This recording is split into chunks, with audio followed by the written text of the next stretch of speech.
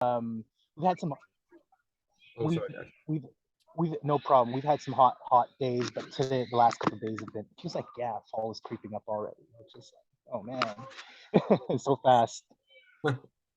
I'm sorry to interrupt, guys. I'm just No, gonna no. to it. So yeah, I'm gonna mute and turn off my camera. But yeah, if you have any questions, any troubles entering, just drop me a message, okay? Thank you, I Elliot. will. Appreciate it. Thank Thank you, you. Elliot. See you soon. Charles, I have you all to myself. Oh wow, this is awesome. Can you hear me okay? Is my sound okay for you?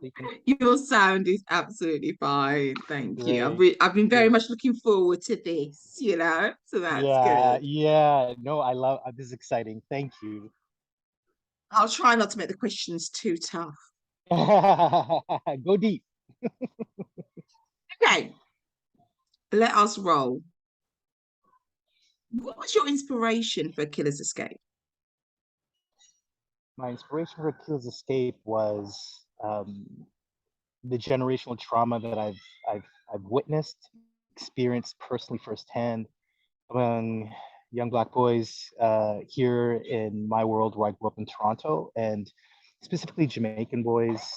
And I've always been really um, curious about the politics of the violence and where that came from. And since I was 13, traveling back to Jamaica and learning more about the country and roots and history and politics, I felt like at this particular point of my life, when I started writing the script, which was like in 2010, yeah, I started in 2010 was when I wrote the first draft, and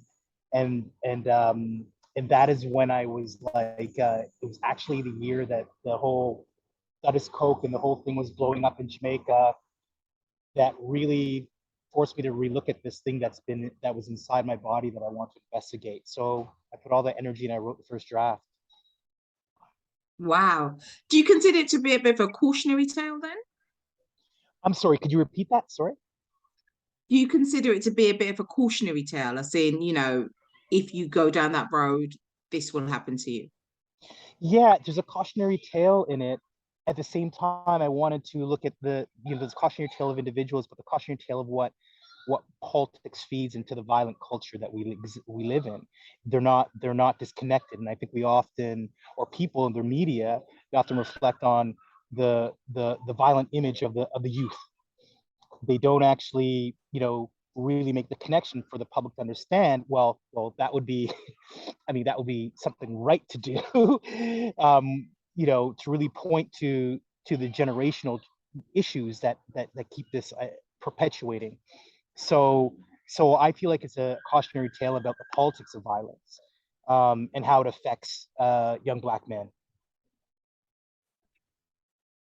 Yeah, I mean, we have very similar problems in London, and Yes. we make similar choices of looking at the reasoning behind things. So that's good to hear. Did you enjoy playing with the parallels and the cycles in this film? Did I play with that? Sorry. Did you enjoy playing with the parallels and the Oh cycles in this film? yeah. You know what? I mean, it's fascinating because the first draft that I wrote, they're actually two young brothers and they just came from Jamaica, and it was a different sort of. Sorry, this train is going to go by. I'm going to give me 1 second. Yep.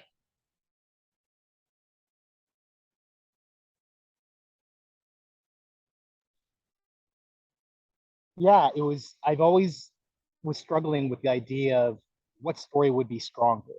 Seeing the man who's experienced this trauma and how he deals with something that he's presented with, or it'd be interesting to show the youth and how he escapes this sort of trauma that he was born into.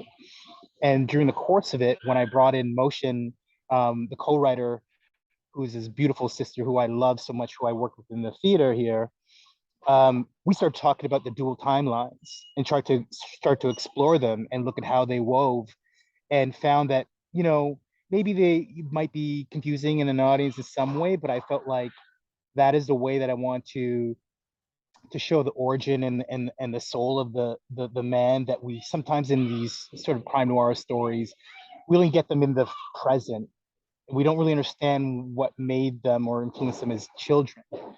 So, and I hadn't seen that in a film particularly so much. I mean, even like Godfather does that in a different way, but he's not a little kid, in that most impressionable state. So I want to play with that nexus of time and with memory, and how a man would actually, see himself in the present, and how that would trigger some things from his past. So it was all a lot of metaphorical thinking in this, but at the same time, I love films that do take chances with how they're weaving the timelines and structures. It's a challenge, but I've always loved like 21 Grams, and films like Amores Perros, and how, I mean, it takes a lot of skill. You don't always get it right, but I love that challenge. And you did it well. You did it well. Thank you, thank you. How would you describe yourself as a director? And was being an actor a help or hindrance when making the film? I mean, I'll answer the second question first. I think, when I entered this, I had no idea I was going to make films, and someone was inspiring me to try acting. And it wasn't until I went to a school in New York that I realized that, in this business, like my stories, even the scenes I was getting, they were cool, but nothing was resonating with me. And I felt like I had to kind of look for that. And I had a story, and I wrote my first short film. But that journey of acting led me to the exploration of how stories being told, and our place in it. It opened me up going to a theater school, being, the only Black person out of 40 that's an international program, and in New York, and me being Canadian. It was also like, what's going on here? I mean, certain programs have more influx or whatever, but I really realized that the stories in my experience of being Black Canadian with British father and the diaspora, that those stories weren't being explored, like they weren't being told. And being in America really, during that time studying theater, really solidified this sort of divide between, the American culture and Canadian, what is relevant. And I've always felt our stories are relevant because we're people, we have experiences. um, so I think, and then exploring acting and doing like Raised in the Sun, doing theater, being on stage, and know what it feels like to be on a show for 3 hours, and doing some film and television. But I found that when I was doing that, that that the roles weren't, I was getting opportunities to cross over, but still, like, um, I was more interested in the idea of like building a canvas for our stories to exist, rather than submitting myself to someone else's canvas to play gangster number three. Like, and I would see, even when Singleton was making Four Brothers here in Toronto, and they called me out for a couple of roles. I know I wouldn't get some of these roles that were too big, and I wasn't at a certain place in my career. But for the smaller roles, there were guys that were driving up from like America to Canada to read for one line for this film because they just wanted it. Like, and I was like, I don't think I want to do that kind of role that badly.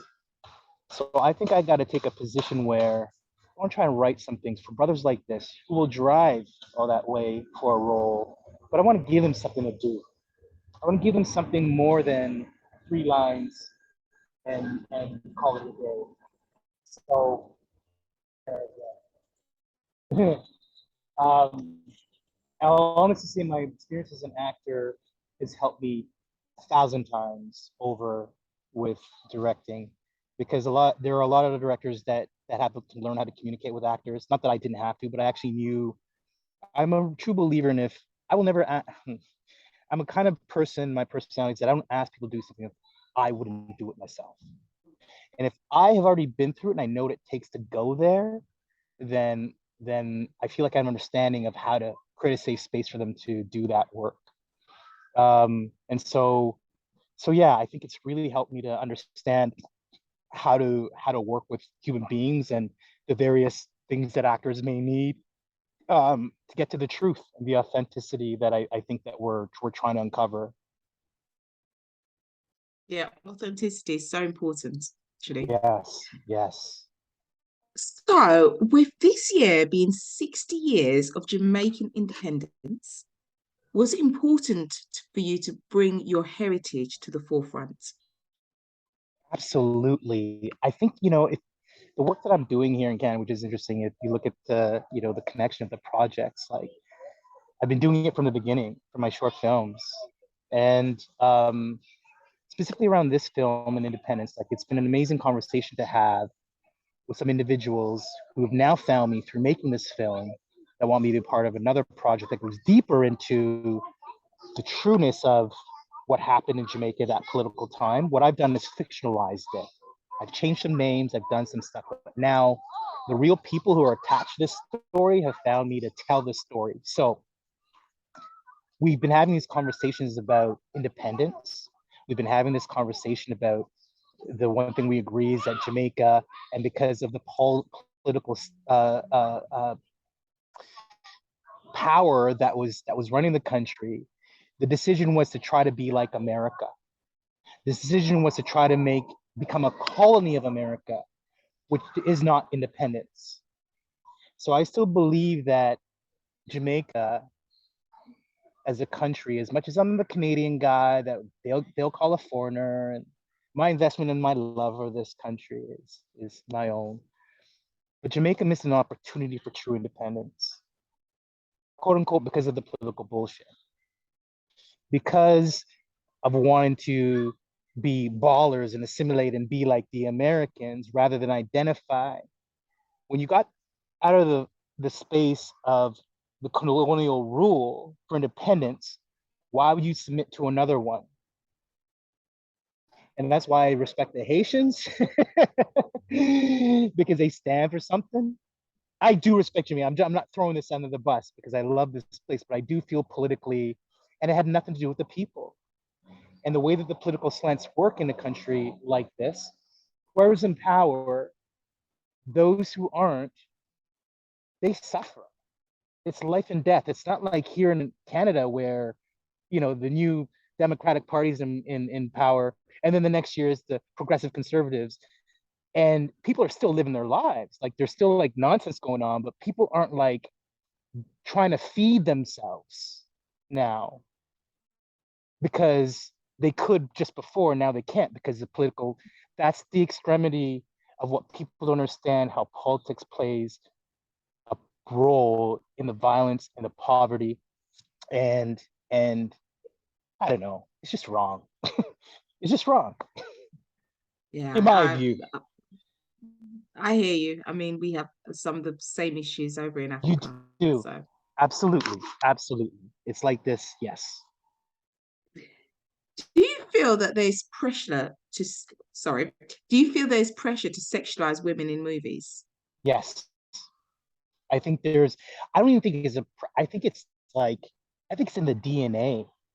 I think it's in the DNA of like how people have been making movies forever, and that has to be addressed. And I feel like, you know, it's a consciousness and awareness, but I do believe that happens in cinema a lot historically and continues to be even in this time of awakening.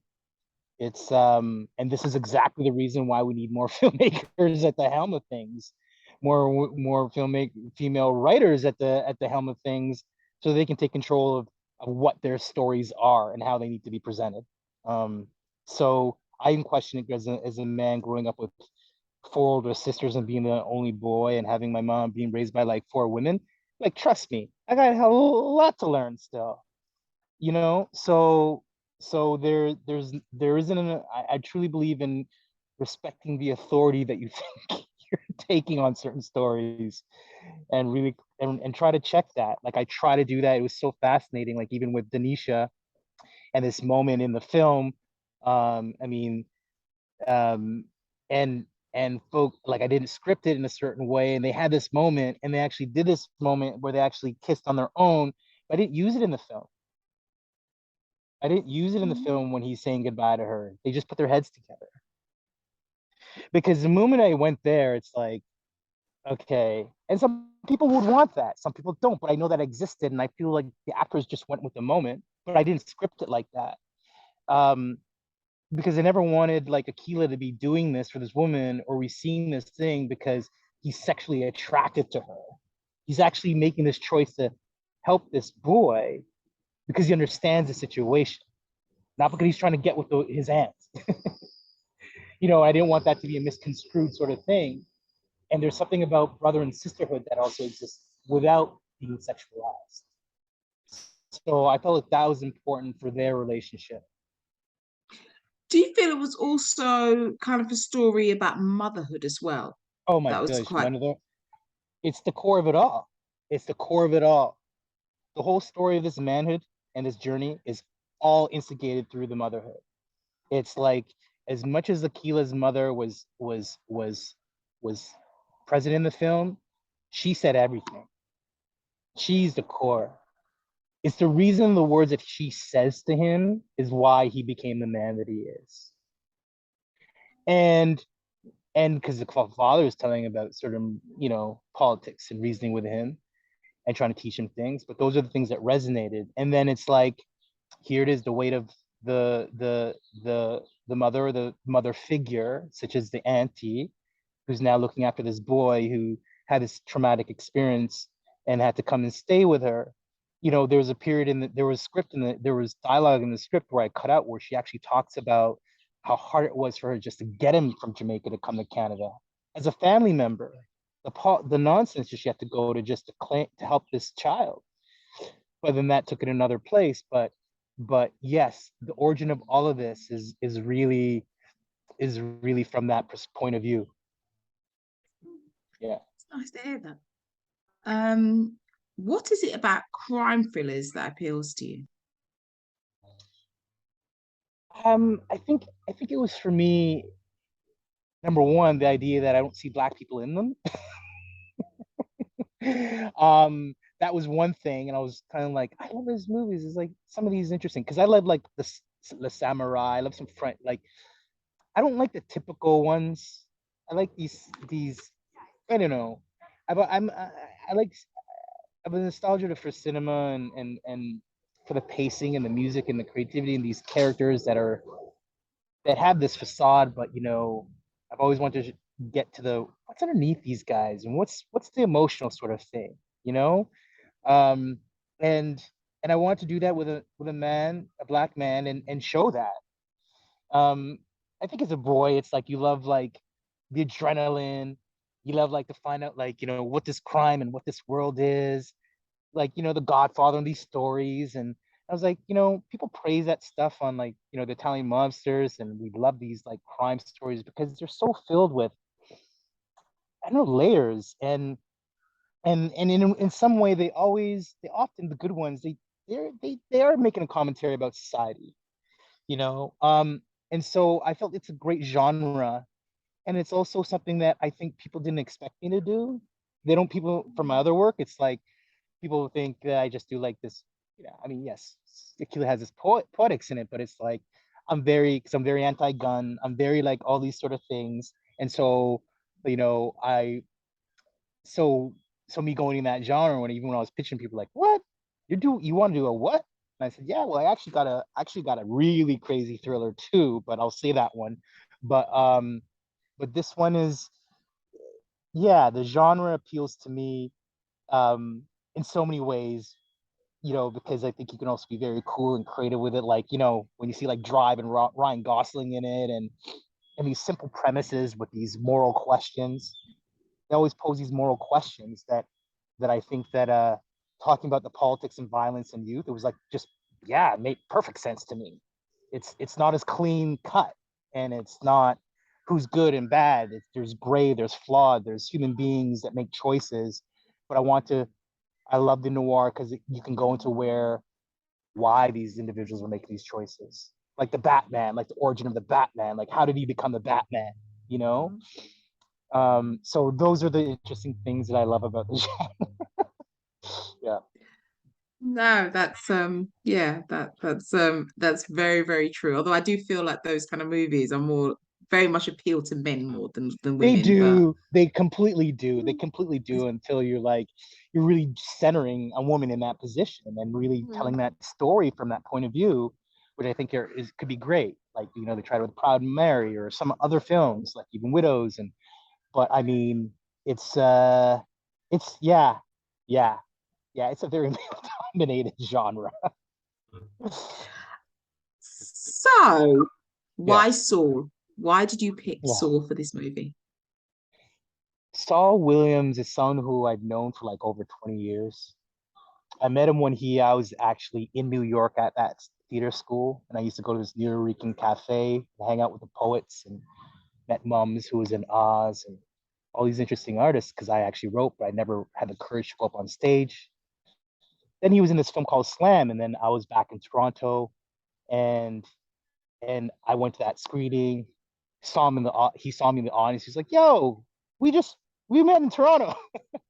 I mean, in New York. I'm like, "Yeah, I'm stalking you. I'm your fan." you know. Um, and then gradually, I've always known I want to work with an artist like him. I've always felt he was just in a world of his own, and still I feel that way about him. And then, you know, over the years, our paths are crossing because majority of my friends were in the music industry, not in the film industry. So we would cross paths. One of my close friends started managing him. We were hanging out. We're always talking about stuff, and I was always wondering, like, man, you should be acting more. Like, this is crazy. And I told him about a couple of projects that I had worked on, but I didn't really tell him in detail that I was, you know, whatever. And then when Akilla was ready to show him, I just sent it to him. And I'm like, Saul, I've been secretly writing this thing for you. And I would love for you to look at it. You may feel like it may be a surprise to you while I'm sending this to you, but I have a real idea about this character. If you want to talk about it, let me know. I sent it to him. He read it, and right away he's like, I'm in. And it's because of Saul's understanding. I've hung out with him and his son. I've seen the way that he is as a father.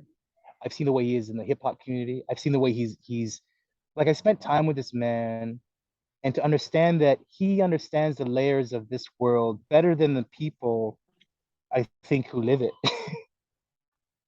at times, because he asks a lot of questions. I think Saul by soul and nature is a human being. He operates on another, you know, cellular and molecular level in this whole planet.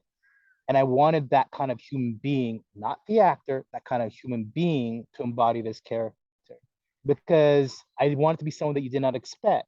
I wanted to be and I wanted to give him a challenge of tapping into a level of masculinity that he doesn't often tap into or expose. And just like me, he's anti-gun, and it was hard for him to hold that gun in the show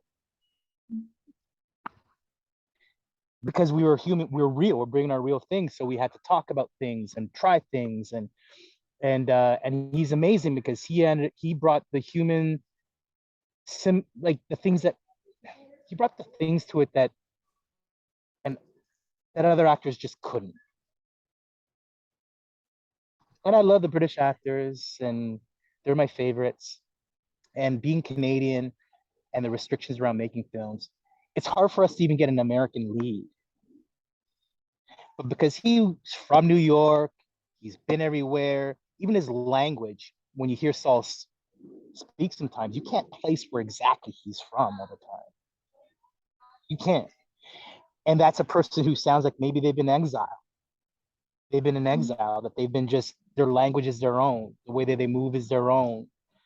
And I feel like Saul embodies all these individual ideas and things, but has got this human spirit and insight that I think is brilliant. I love him Yeah, as an artist. I love him. Yeah. he had some really positive things to say about you too. Oh, he did? Oh my God. Yeah. Wow. Wow. I love him. I'll do anything with that guy. And you What got to see influence his film Neptune Frost. Maybe you've seen it, but he his new film. he did actually mention it to us actually, and I definitely want to watch it. I mean, a fantasy musical, I'm all about that lifestyle. Oh yeah. Yeah. Yes, I definitely want to see that one. It sounded amazing. So yeah. What about the other cast? What kind of influence your choices there? You know, influences. I'll start with the young actor Tamela, who played young Akilla and Shepard. He's a young actor who I worked with like from 2013. So I worked with him when he was around 13 years old. And I saw this young man, and I thought it was a short film that I was executive producing. I thought he was beautiful and amazing. Then I worked on a television series, and we cast him to play this young brother in it, and of an older player. It was about a under 21 football team, and and he's so amazing. And that was all. And then I was writing the script, and I was watching him all the time, and I was just like, I got a role for you. I've got a role for you, but you just in a couple of years, I'll be ready. Um, and then I've always wanted him to be in it. Here comes the train. I've always wanted him to be in it, but it was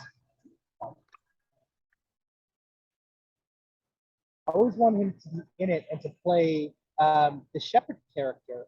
But then, when we were just, getting close to starting pre-production, I had an epiphany. I'm like, oh my gosh! And I just sent the producer. I said, what if he played both roles? What if he played young Akilla and Shepherd? Because I was going to cast someone else. It wasn't supposed to be like that. I was going to have two young actors playing these roles. And this one moment, I just was like, Jake, is this crazy? And he's like, dude, it's crazy. But I'm like, you think it'll throw everybody off and confuse people? And he said, it might. I said, you know what? But my instinct's saying we should go for this. And I've never seen a young black actor take on dual roles in a film. Like other actors get to. Like, why not give this young talent that opportunity? And it excited me to do that. And so that was really exciting about working with Tamela. I mean, you know, Ronnie Rowe, who plays his father, Clinton.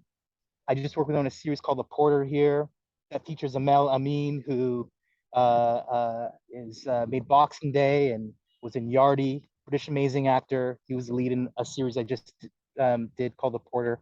Anyway, Ronnie Rowe is an actor here that I've always loved and always want to work with. So I was targeting him.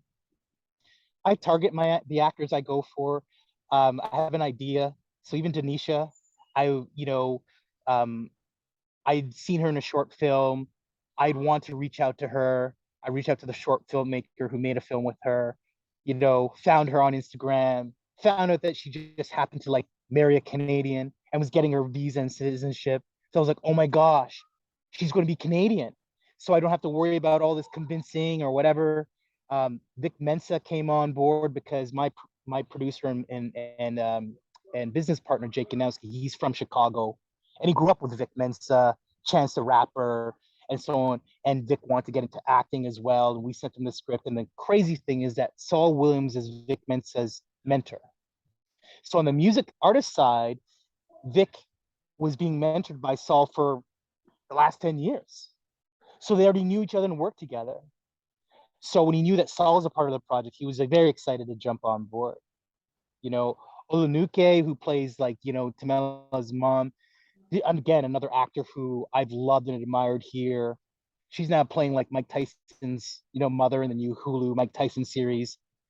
She is just these phenomenal, talented individuals that I've loved, or have either worked with or had my eye on. Colm Fiore, who's a Canadian icon.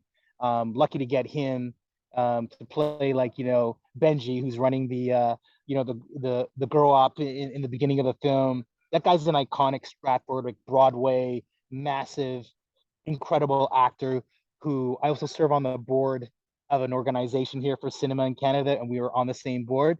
So I was able to present him the project. And he's like, yo, this is great. And he just read like A Brief History of Seven Killings. It was like, yo, this is like this. It's like you're writing about kind of something that I'm reading. And I'm like, this is it. And yeah, it was a real amazing way of pulling in some artists. And then, Robert Del Naya of Massive Attack, 3D of Massive Attack, who scored the music with Saul, like the way that came about. Well, Saul was already working with Robert on music and kind of shared it with me because he felt like after the script, this could be the sound of the film. And I'm like, what the heck? Of course I'll listen to this. So it was all these interesting connections to this project. And I can't wait for the soundtrack to come out in the new year that Chrysalis Records is going to release in all over. And but it's going to be exciting in the new year when that comes out. It sounds like a very serendipitous project. So that's really nice. And speaking about the music, how important was the film score to you? It was everything. It was curated very specifically. I take music seriously in my films. I like the playlist that I start from when I'm writing to when by the time I finish is really a good indication of where I'm going. And it was just wonderful, like to try to even just having this, this punk reggae party, like the song that I've loved, and also just the lyrics and Bob. It was just like I've always imagined this thing, and it was a bit of my homage to like even Spike Lee and Do the Right Thing, but it was my own thing, and it was to get that track was just like I could retire, man. Like like that's pretty amazing, and they were so generous with offering us the music.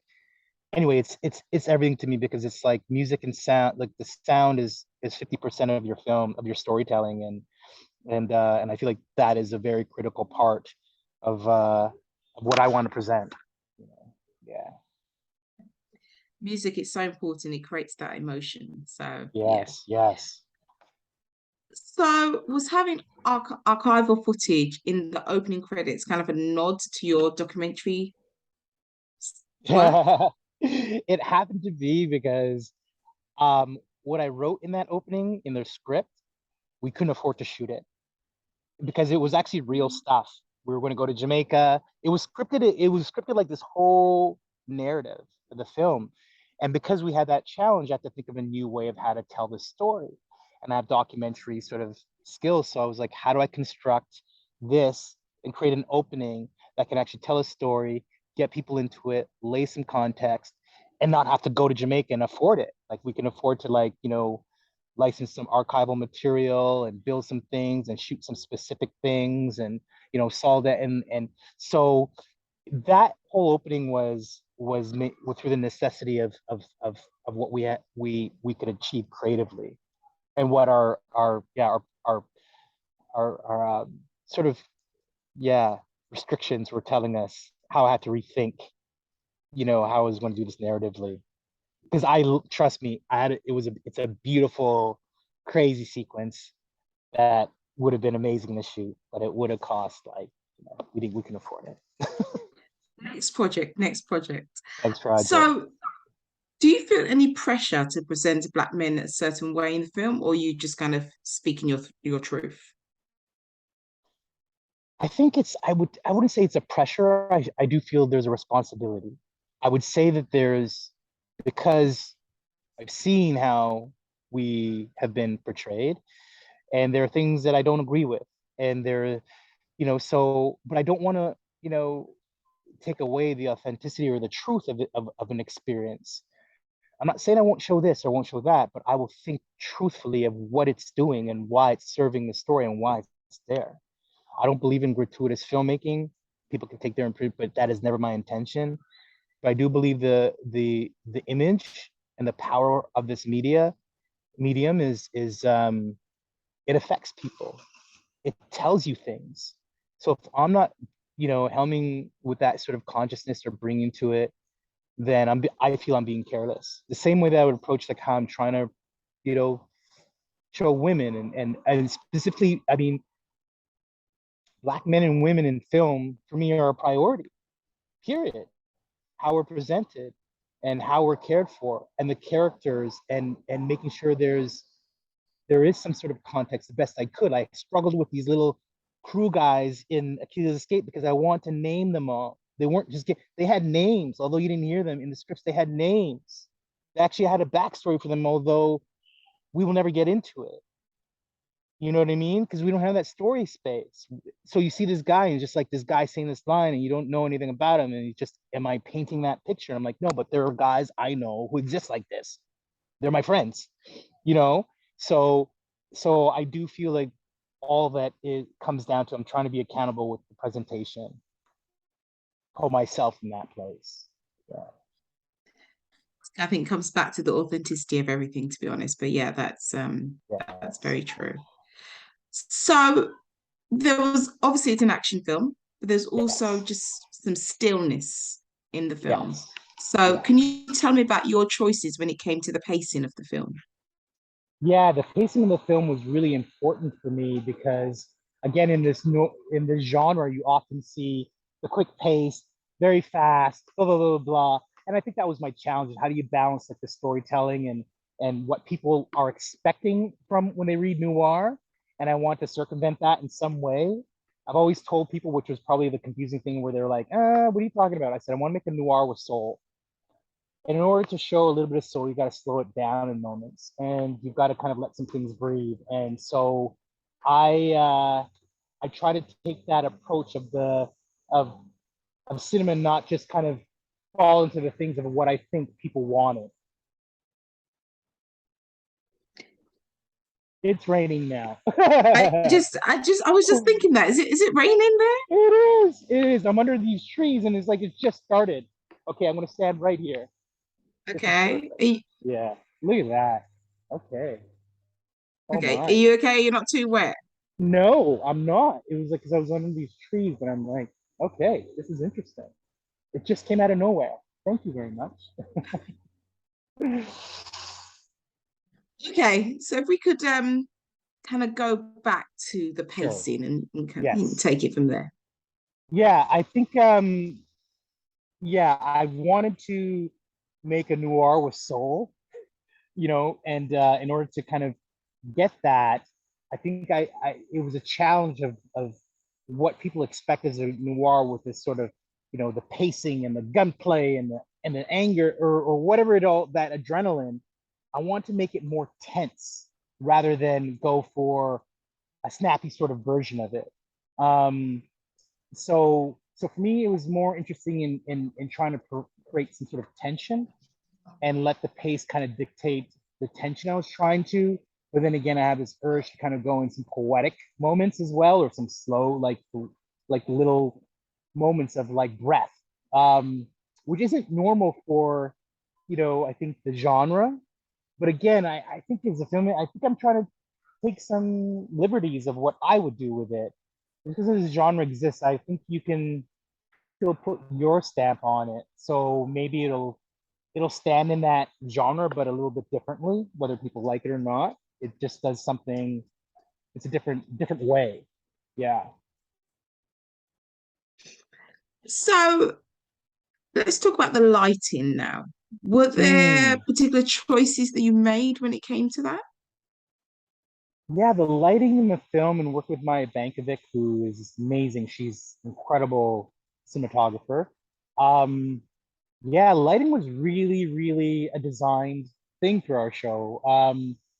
Like for example, where in Akila's apartment, there's this pinkish sort of neon, light that was very intentional. And again, it's like I always felt like that was the room. I felt like there's this sort of contrast of what you think you see inside of a guy who's doing what he's doing, how he would light his own place. Again, it was like I just wanted to give a little another perspective of or another side of what you wouldn't expect maybe from somebody. And there's an energy to light and color that I feel that is important as I've learned through design and stuff that does have a psychological effect. But trying to maintain the authenticity and the grit of this world was how the lighting was in influencing the scenes. I think so also the lighting and the music, they too kind of tell their own story, if that makes sense. They can Yes. really create that kind of, not so much the emotion, but definitely kind of, I guess, the feeling within a film. Yes. Exactly. So thinking about your parentage, do Yes. you think prospects for Black talent in the UK and Canada are quite different to that in the USA? Um, I do just by sheer fact that there's a volume difference. Like in America, the volume is insane. What I mean by volume, there's just so much more. There's more television outlets, there's more projects, there's more blah blah blah. I'm not saying it's easier for folks there, but there's more volume. And the kind of work and the kind of individuals who've been doing it. Um, in the mainstream in the UK, it's like what, you know, like like people talk about, Steve point or certain direct, like there's that even translate, but within the country, I know there are others like the Amels, and when I speak with Amel, and he also feels very similar to the Canadian structure, is that that the the industry itself within our countries haven't have a lot more to do, have a lot more to work to do, like in terms of who's running what and who's allowing what stories and blah blah blah blah blah blah. So I the talent is incredible that's available. It's just like what's the volume of work available for all these amazing talented people to expose themselves, you know? So I think I'm seeing like, yeah, there's more here in Canada, a few filmmakers that are coming up and so on and so forth. So we have to build our volume. And I think it's a challenge, but I think this is what we're trying to do in these countries, especially here in Canada, you know. Definitely, Yeah. because bigger volume, more opportunities. That's Yes. just kind of how it works. Yeah. So Yeah. finally, what's Yeah. next? Oh wow, what's next? What's next is the next production will be a feature film that I can't fully say the title of because we haven't announced. We're about to announce it at TIFF in September. But I'll tell you, I've reimagined a film that was made in the 80s that starred Rob Lowe, Patrick Swayze, and Keanu Reeves. Because I have a history of playing hockey, believe it or not. Which I played in the UK. Actually, I lived in Peterborough when I was 17, turning 18, playing in a professional hockey league there. Anyway, yeah, I'm telling you, reimagine this story from we've never seen a black hockey player in any movie before, and so I'm going to, and people can guess whatever it is. I mean, I'm not naming it, so but yeah, I'm about to make that film. We're casting now. We're prepping, and we'll be going to camera in the new year because there's quite a bit to pull together. But I'm very excited about this film. Canada doesn't do like sports dramas that much, or at all, in a way. And again, I'm bringing a soul and an authentic narrative to this film, this sports drama film that I'm excited about. Really excited about. So no hint, no exclusive of the name then? I can't do it. I think if I do it, I'll go someone because this may come out before. But we are working on some amazing television series as well that are coming as well. Like, an adaptation of a John Guare play, A Free Man of Color, that was on Broadway in 2010. That was commissioned and directed by George C. Wolfe. And we're turning that play into a series at the moment, and very exciting about this story and New Orleans in a time where Napoleon and Jefferson sold, this part of this country and kind of really solidified enslavement for Black Americans because of this purchase. But anyway, I'm excited about that too as well. So, can you do me the great honor of introducing the film? Yes. I would love to introduce you to Akilla's Escape. It is a soulful crime noir starring the beautiful Stahl Williams. And finally, can you do a shout out to the New Black Film Collective? That's us. Oh, big shout out to the New Black The Film New Black Collective. Film Collective. Yeah. You got to say it right. You got to say it right, Charles. The New Black Film Collective. Perfect. That's right. Yeah. Right? Do it again. Do it again, Okay, Saul. I'm Yeah, sorry, you got to the do it New- again, Saul. You got to Yeah, get that's what I'm saying. Yeah, you I got to gotta get it do it. right. You got to get it Yeah. right. Go on. Bigging up the New Black Film Collective. Thank you for having me. It's an honor. I'm one of your soldiers now. So let's keep rolling. Perfect. Thank you so much for getting wet for me. That's really great. I went the distance. Thank you so much. And please, anything you need, just reach out. honestly. We will. Thank you so much. And definitely, you obviously keep us in the loop of your future projects because we want to, keep track on you, Now you're one of our soldiers. Definitely. Thank you. So much All love. right. Thank See you you. later. Bye. Take care. Bye. Bye.